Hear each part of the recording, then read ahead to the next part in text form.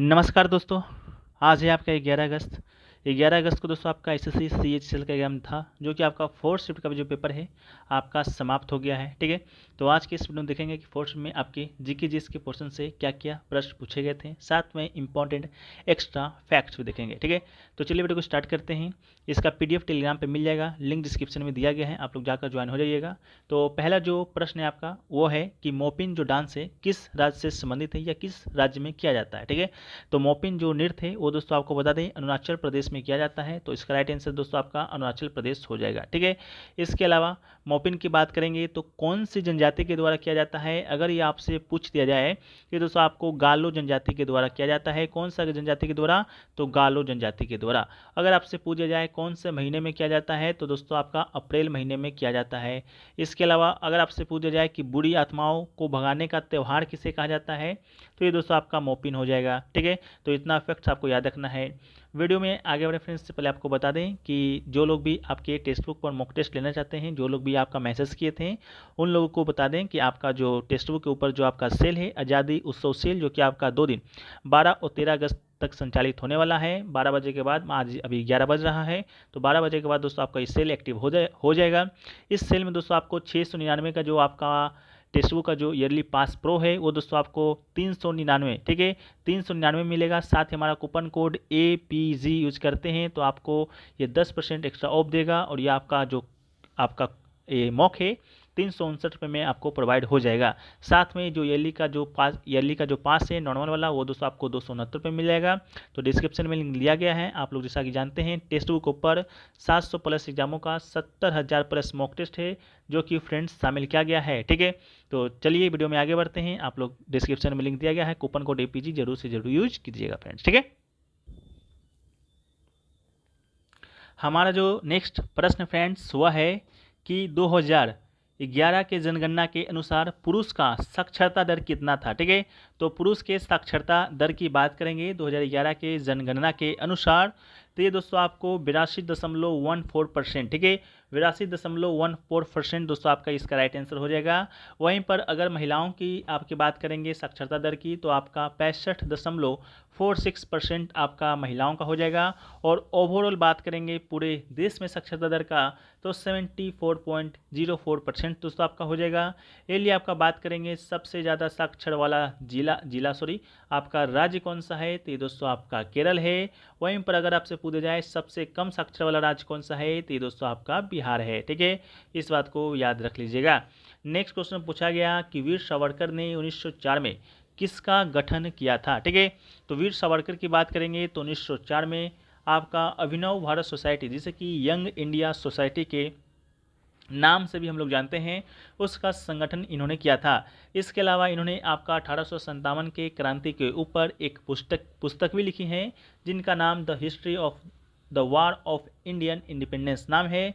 इसके अलावा 1904 में विनायक दामोदर सावरकर और उनके भाई गणेश दामोदर सावरकर के द्वारा एक भूमिगत सोसाइटी यानी कि सीक्रेट सोसाइटी की स्थापना किया गया था, जिसे अभिनव भारत सोसाइटी के नाम से भी जानते हैं। ठीक है, इसके अलावा बात करेंगे इंडिया हाउस। ठीक है, इंडिया हाउस का स्थापना किसने किया था, आपके पिछले शिफ्ट में पूछा जा चुका है, तो श्यामजी कृष्ण वर्मा जी ने किया था, 1905 में लंदन में किया था। ठीक है, नेक्स्ट क्वेश्चन पूछा गया कि व्यापार करने का जो अधिकार है वह आपका कौन से अनुच्छेद में है। ठीक है, तो व्यापार करने का जो आपका अधिकार है कौन से अनुच्छेद में पूछा गया था, तो भारतीय संविधान का जो अनुच्छेद 19 है उसका आपका 19 का जी में आपका व्यापार करने का स्वतंत्रता है, लेकिन आपका अनुच्छेद आपका 19 ही दिया गया था। ठीक है, इसके अलावा आपके जो अनुच्छेद 19 है उनमें आपके 6 प्रकार के स्वतंत्रता का अधिकार है, जो कि आपका वाक एवं अभिव्यक्ति की स्वतंत्रता है। इसके अलावा शांतिपूर्वक सम्मेलन करने की स्वतंत्रता है, संगम या संघ बनाने की स्वतंत्रता है, या भारत के राज्यों में सर्वत्र आवाज संचरण की स्वतंत्रता है। इसके अलावा भारत के राज्य क्षेत्र के किसी भाग में निवास करने और बस जाने की स्वतंत्रता है। इसके अलावा कोई भी वृत्ति उपाजीविका या व्यापार या कारोबार करने की स्वतंत्रता आपका अनुच्छेद 19 की जी है या अनुच्छेद के 6 है उसमें आपका वर्णित है। ठीक है, इसके अलावा नेक्स्ट क्वेश्चन पूछा गया, जो नाटी जो डांस है किस राज्य में किया जाता है? तो नाटी जो डांस है वो दोस्तों आपका हिमाचल प्रदेश में किया जाता है। राइट आंसर दोस्तों आपका हिमाचल प्रदेश हो जाएगा। नाट्य की बात करेंगे तो भारत का एक लोकप्रिय नृत्य है, यह हिमाचल प्रदेश में किया जाता है। यह नृत्य आमतौर पर समारोह और उत्सव के दौरान किया जाता है। साथ में यह जो नृत्य है पुरुष और महिलाओं दोनों के द्वारा किया जाता है। नेक्स्ट क्वेश्चन पूछा गया, मंजू जो भार्गवी हैं किस शास्त्रीय नृत्य से संबंधित है? तो मंजू भार्गवी की बात करेंगे तो ये दोस्तों आपका कुचिपुड़ी शास्त्रीय नृत्य से संबंधित है। राइट आंसर दोस्तों आपका कुचिपुड़ी हो जाएगा। वहीं पर अगर आपसे पूछा जाए कुचिपुड़ी शास्त्रीय नृत्य किस राज्य से संबंधित है, तो आपका आंध्र प्रदेश से संबंधित है। ठीक है, इनमें कुछ प्रमुख कलाकार को देखें तो राजा रेड्डी, इसके अलावा राधा रेड्डी, ये सभी जो आपके हैं ये दोस्तों आपके कुचिपुड़ी नर्तक हैं, कुचिपुड़ी शास्त्रीय नृत्य से संबंधित आपके कलाकार हैं। नेक्स्ट क्वेश्चन पूछा गया कि निम्नलिखित में से कौन सा खरीफ फसल है? दो ऑप्शन करके आपको दिया गया था, जिनमें से दो ऑप्शन आपका दिया गया था, एक आपका चावल का, दूसरा आपका दिया गया था मूंगफली का। ठीक है, तो चावल और मूंगफली आपका इसका राइट आंसर, चावल और कपास आपका ऑप्शन में दिया गया था, जो कि दोस्तों आपका इसका राइट आंसर था। ठीक है, चावल और जो कपास है आपका क्या है, तो खरीफ फसल से संबंधित आपका ये फसल है। इसके अलावा चावल के अलावा आपका जो है मक्का है, बाजरा है, सोयाबीन है, मूंगफली, ये सभी भी आपका खरीफ फसल हैं। आपका जो फसल से संबंधित जो प्रश्न है आपके आज के सभी शिफ्टों में जो कि देखे गए हैं, तो वो फसल से संबंधित जो प्रश्न है आपका फर्स्ट शिफ्ट में देखा गया था, रबी कौन से महीने में बोया जाता है? तो अक्टूबर से दिसंबर उसका राइट आंसर था, या नवंबर लिखा गया है। इसके अलावा काटा जाता है अप्रैल और मई के बीच में। और रबी फसल के कुछ प्रमुख उदाहरण की बात करेंगे तो गेहूं हो जाएगा, ओट हो जाएगा, ग्राम हो जाएगा या मटर हो जाता है। खरीफ फसल की बात करेंगे तो जून और जुलाई में बोया जाता है, सितंबर अक्टूबर के बीच काटा जाता है। जैसे में चावल, आपका बाजरा, कपास, जूट, मूंगफली, इसके कुछ उदाहरण हैं। इसके अलावा जायद फसल की बात करेंगे या जायद, ठीक है, तो ये दोस्तों आपका मार्च और जून के बीच में बोया जाता है, मार्च जुलाई के बीच में काट लिया भी जाता है, जैसे कि ककड़ी, करेला, कद्दू, तरबूज, ये सभी आपकी जायद फसल है। इसके बारे में एक और फैक्ट देखिएगा जो कि आपका आ चुका है कि जायद जो फसल है आपका रबी और खरीफ दोनों फसलों के बीच में होता है। ठीक है, नेक्स्ट क्वेश्चन पूछा गया, सिम्बेक्स युद्धाभ्यास है जो कि भारत में कहाँ हुआ है? तो सिम्बेक जो युद्धाभ्यास है वो दोस्तों आपको बता दें 2022 का, जो कि 26 से 27 अक्टूबर के बीच बंगाल की खाड़ी में हुआ था। और ये सिम्बेक्स जो आपका युद्धाभ्यास है ये दोस्तों किसके किसके बीच होता है? तो ये आपका भारत और सिंगापुर के बीच होता है। यह वार्षिक द्विपक्षीय नौसैनिक अभ्यास है। वार्षिक माने हर साल होता है, द्विपक्षीय कहें तो भारत और सिंगापुर, ये इसमें दो आपके देश ही शामिल होते हैं। ठीक है, इसके अलावा भारत के समुद्री तट पर सिंगापुर की नौसेना के साथ द्विपक्षीय अभ्यास सिम्बेक्स 2 चरण में पूरा किया गया था। पहला चरण आपका विशाखापट्टनम में 26 से 27 अक्टूबर के बीच, इसके अलावा 29 से 30 अक्टूबर के बीच आपका कहाँ हुआ था? बंगाल की खाड़ी में हुआ था। ऑप्शन में आपका बंगाल की खाड़ी दिया गया था या आपका विशाखापट्टनम दिया गया था, आप लोग कॉमेंट सेक्शन में बताते चलिएगा। नेक्स्ट क्वेश्चन पूछा गया कि मनिका बत्रा ने 2022 में किस गेम में पैडलर अवार्ड जीता है? तो इसका राइट आंसर आपका एशियन कप टेबल टेनिस हो जाएगा। ठीक है, भारतीय टेबल टेनिस खिलाड़ी मनिका बत्रा ने 18 नवंबर 2022 को बैंकॉक थाईलैंड में एशिया कप 2022 महिला एकल कांस्य पदक मैच में जापान की विश्व नंबर 6 हिना आयात को हराया था। इस जीत के साथ मनिका बत्रा पदक एशियाई कप टेबल टेनिस टूर्नामेंट में जीतने वाली पहली भारतीय महिला बन गई थी। ठीक है, नेक्स्ट क्वेश्चन आपसे पूछा गया, हरमनप्रीत सिंह किस खेल से संबंधित है? तो हरमनप्रीत जो सिंह है आपका भारतीय हॉकी टीम के खिलाड़ी हैं। इसके अलावा फील्ड हॉकी के खिलाड़ी हैं जो कि भारतीय राष्ट्रीय टीम के डिफेंडर के रूप में खेलते हैं, राष्ट्रीय टीम की कप्तानी भी करते हैं।